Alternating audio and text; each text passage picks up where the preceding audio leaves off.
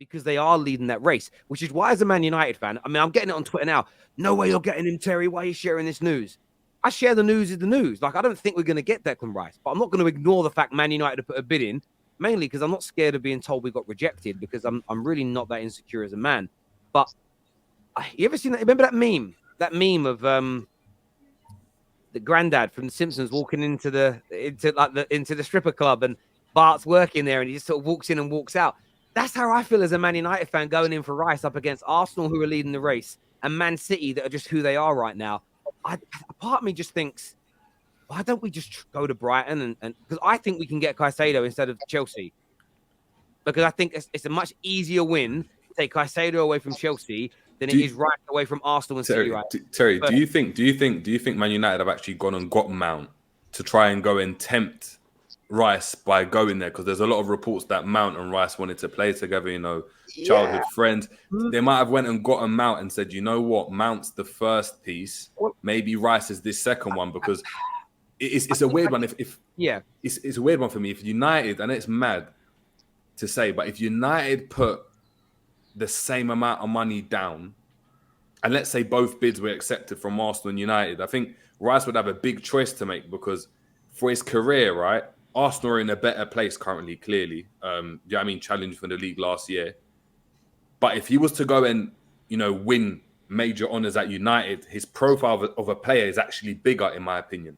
If he wins the Champions League as a United player, if he wins the league as a United player, it just means more in the world of football because of the stature of United. And maybe that's a play that they could potentially try to go and use. It's interesting. We've seen that over the years, United have always been able to go and pull players in because of who United are, whether it's Falcao, Di Maria. If they come in for Rice as well, Arsenal might be in some trouble if they can put the same type of. I would just to respond to that. I completely understand where you're coming from, and I think there's an element. Of course, I believe in that as a United fan.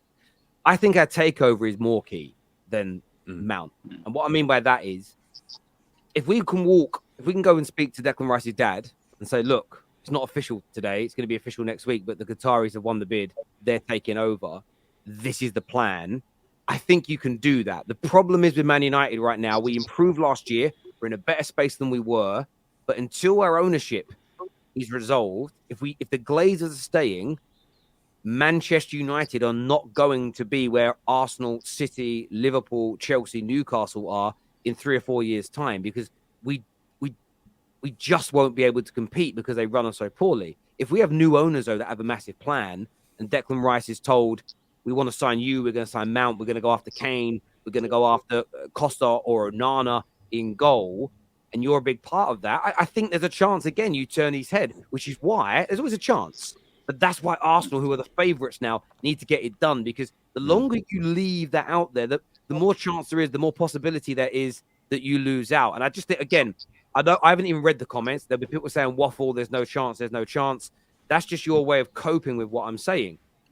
There's a reason that Arsenal fans are getting nervous online, because they know if they don't get him out of the water quickly, someone else might scoop him up. I still think Arsenal are the favourites, so I'm not getting my hopes up as a Man United fan, because I just don't believe we can do it. If we do, my mind would be blown. But if I'm an Arsenal fan, I'm far more concerned with what City are doing than Man United right now, 100%.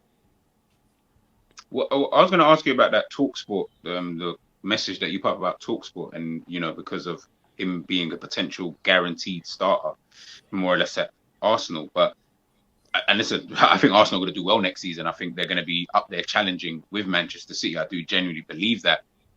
But you're talking about playing for the best team in the world, under the best manager in the world, with some of the best players in the world. I understand, of course, you want to play, and he is at that stage where he does need to be making that level up. But I'm sorry, there's no better team in the whole of Europe that you're going to go to and develop, if you're obviously good enough to get into that team, than Manchester City. I don't know any other team that good. Arsenal are a very, very good team, and Arsenal will be challenging 100%, but they're no Manchester City. Do you know what I mean? There are levels to the teams that are out there, even the teams in England. Manchester City are sit on a level by themselves at this current moment in time anyway. So wouldn't he want to test himself? Wouldn't he want to at least try and see if he could go to Manchester City? If he did make that first team squad, Jesus Christ, now he's laughing. Yeah, Now he but knows he's laughing. My reply to that would be, we mentioned earlier profiles of if he was to win at United. It applies the same with Arsenal and City. If he was to come to Arsenal and help break our 20-year title drought, it would register bigger. It's like Grealish winning a title. It's big, right? That's for him, but people just go, okay, they do it anyways. Man City will win titles with or without Rice. For Arsenal, it's about coming to that project just about to get there and him being that final piece of the jigsaw, like Van Dijk was for Liverpool. You just get more praise that you'll be seen as a bigger player. But it's a bigger. Do you think so though? Because much bigger Van Dijk might have Yeah. been happier going to Manchester City and winning more than not winning No, as but much. he- I'm not Van saying he Dijk's- isn't happy. I'm just saying. Van Dijk's status was higher because he did the Liverpool route in terms of it was harder. It was harder to do it there, but he was one of the first there. And he was a part of breaking a long drought there. And I think it'll be the same with Arsenal, same with Man United. These massive clubs say once they win that title, that first title after 10, 20, 30 years, it is just bigger because Man City have done it over a long, the recent period of time. So for them, when people do it, no one's really surprised anymore. If City win a title next year, no one's going to sit and go, oh, that's a surprise there. Whereas if an Arsenal do it, a United do it, it will just be a bigger story. It will be a bigger headline. Perhaps I would. Yeah, no, I get what you're saying, but the main difference here is we're talking about Pep, man. We've had debates about this guy being the greatest manager that we've ever seen. Do you know what I mean? If you get the chance to work with him, I don't see how a player turns that down. I know what people are saying, he might not start at City. Honestly, I think he will start at City, but that's the difference here. We're talking about a generational manager that you can work with in a project that's already proven. If you go and trying to say, Yeah. From a City it. point of view, I think Yeah. Pep Guardiola having 2 years left means he wants to mold, and he talked about this, he wants to leave it good for the next manager. He wants to mold more players into the City way of playing football. If that means adding younger players now, 24 years old, like Declan Rice, even leaving Calvin Phillips there to mold these guys for the next coach coming in 2 years' time, for them to actually play the same football, I think it's a very exciting thing. You know that you're a part of a project. Maybe you're not the centerpiece of it, but you're a part of a very successful project that will have years and years of success. I think this plays a big factor in how they convince Declan Rice.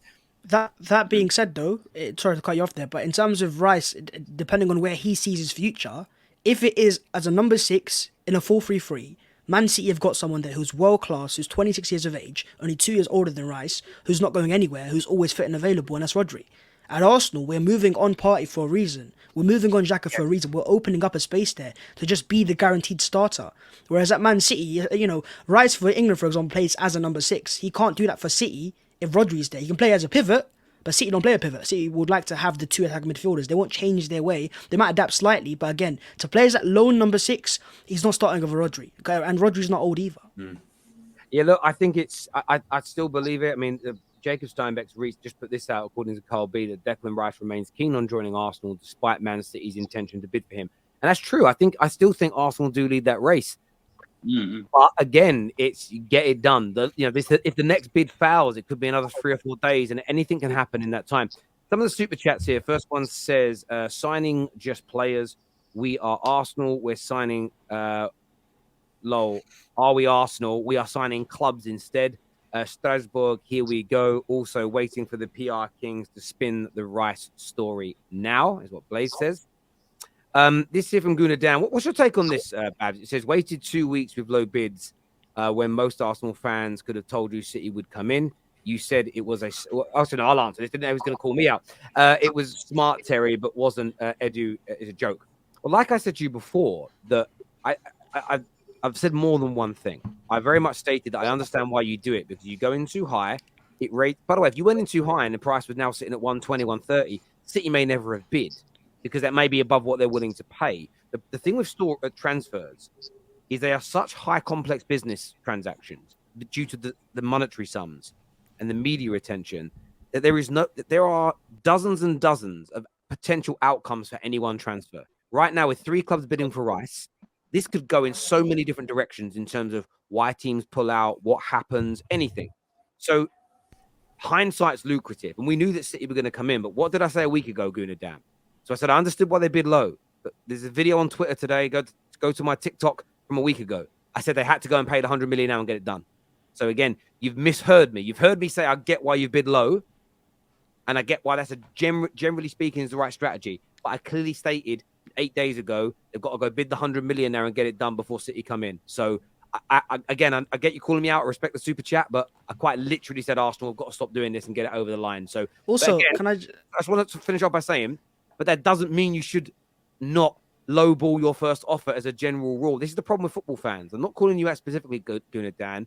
We have to get away from this one way of thinking, this polarized, hyperbolic, black or white way of thinking, because every transfer is different, every scenario is different, and if you can't just pay the asking price straight out. You have to try and negotiate. You have to try and get good deals. That's how business is done. So I understand with this one, but that can't be the blanket approach that every transfer Arsenal have forever. Otherwise, you will run out of money. You will run out of money before your rivals do. Sorry, Babs, you were going to say something. I was gonna say the whole Edu Gaspar's a joke thing. I don't think people realize what his job is. His job isn't to put the offers in, nor to negotiate. His job is to put both parties on the table. You know, he's an intermediary. He's the guy who has the contacts, the agents. He'll link up that way. But the whole putting offers forwards, I think people have this idea that Edu's got all the Arsenal money on his phone there, and he's just placing offers like it's FIFA. And he's just bidding. It's not like that. And I think if you're gonna vent your frustration, vent it on the Arsenal negotiating team, not on the guy who's got the two parties together and open negotiations. Yeah, but Yeah. Let's I hope don't that understand- Declan Rice goes to Arsenal, guys, not to Man City. If we want a competitive league, let's hope that he goes to Arsenal. Oh, I hope he goes to Man United, but yeah. Well, or that. Yeah.